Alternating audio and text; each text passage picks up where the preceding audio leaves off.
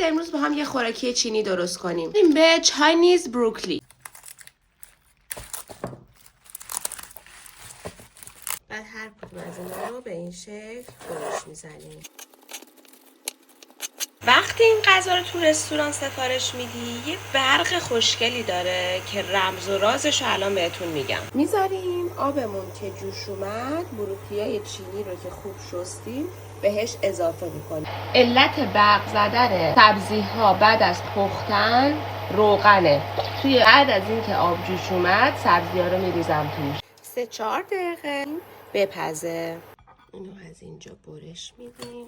نشاسته ذرت رو با آب مخلوط کردم. یکم که خودش رو گرفت بهش سیرهایی که خورد کرده بودم رو اضافه کردم. بهش سس سویا اضافه میکنم. ترکیب در نهایت یک کوچولو شکر اضافه میکنم. سسمون که به این غلظت برسه آماده است. سس رو میریزیم روی بروکلیامون. عالی شد. بچه‌ها شما میتونید این سس رو با هر سبزیجاتی که در دسترستون هست و خودتون دوست دارید درست کنید. راز اصلی این غذا سسش بود که در آخر ویدیو بهتون یاد دادم. و راز دیگهش اینه که سبزیجاتتون خیلی پخته نشه، یعنی زیر دهن صدا بده. حالا میتونید از بروکلی، از کلم سفید، از هر کدوم از این سبزیجات استفاده کنید. تا تجربیات بعدی، بابای گلگلیا.